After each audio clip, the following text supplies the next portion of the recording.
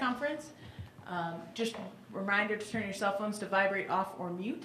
And one kind of housekeeping note, Donovan Johnson has changed his number to number 2 for this season. And we'll open up with an opening statement from Coach.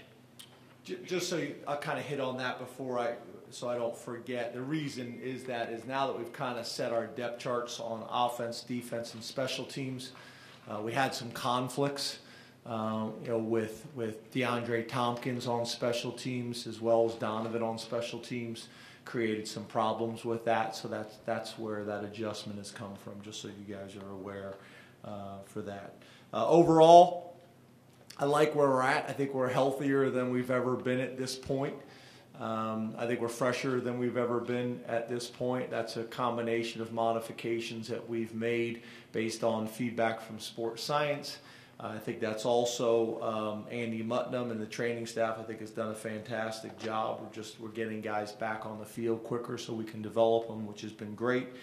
And then obviously I think we're just at that point of camp and the start of the season where our guys are ready. They're ready to play somebody else. Obviously, we still need time to prepare specifically for App State.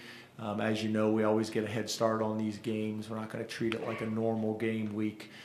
So we do get a head start on them. But I think our guys are they're ready to play somebody else. They're ready to run out in Beaver Stadium.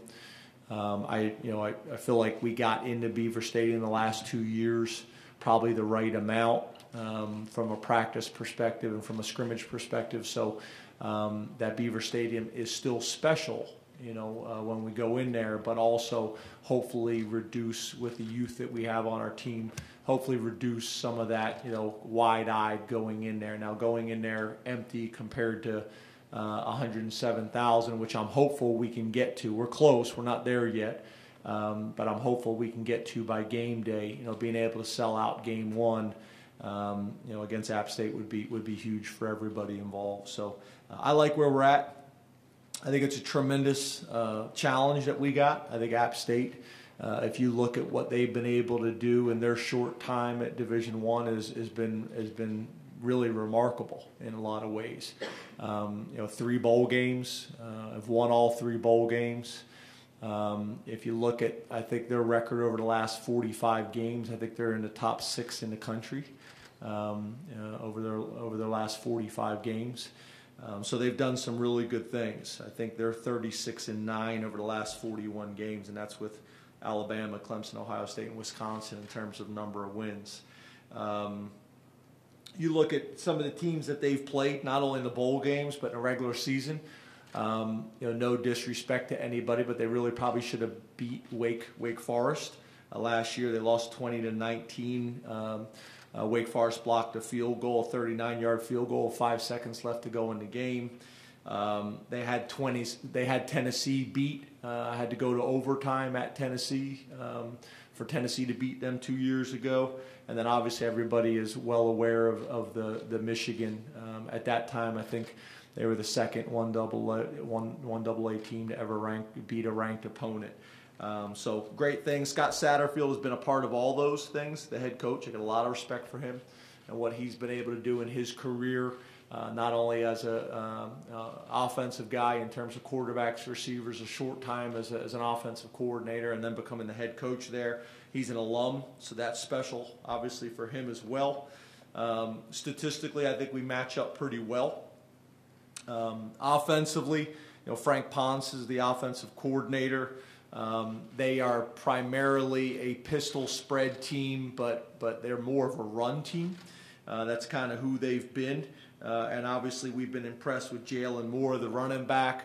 Was not a highly recruited guy, but has had an unbelievably productive career. Back-to-back 1,000-yard rushing seasons. Has got over 3,100 career rushing yards, second most returning in FBS. And then is on Bruce Feldman's freak list as well.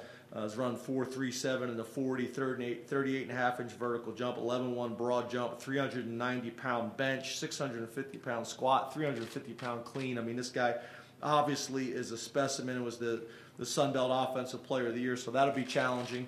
And then obviously Thomas Hennigan, the wide receiver as a freshman, played extremely well for them last year, so that'll be interesting. And then obviously they've had some guys transfer in. So Very, very explosive offense, especially when it comes to the running game.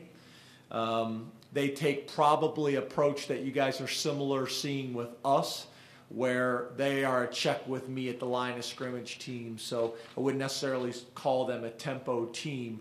They're trying to get into the right play.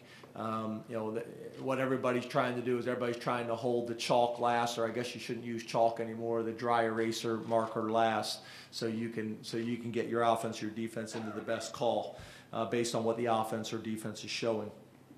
Defensively, Brian Brown has been promoted to the defensive coordinator. Has worked with their secondary. Their secondary has done an unbelievable job. Their corners, I think, have led the country in interceptions. Especially their one corner has 11 interceptions over the last 2 years. They're a three-down defense. You're going to look at them. They're undersized, but they are quick. They are twitchy. They are explosive, and they're very productive, and they play fast. So that'll be a challenge for us, not only from a front perspective, but also what they do. Clifton Duck is the corner I was talking about, number 4. Not a very big guy, but extremely productive. Has had 11 interceptions over the last 2 years. And then Anthony Flory really reminds us in a lot of ways of Brandon Bell. Seems to have a lot of savvy to him. Got a really good feel for the game. And is very, very productive, was the MVP of the Dollar General Bowl last year. And then they got a nose tackle who's a problem, where you better have a nose tackle who's a problem in a 3-4 defense.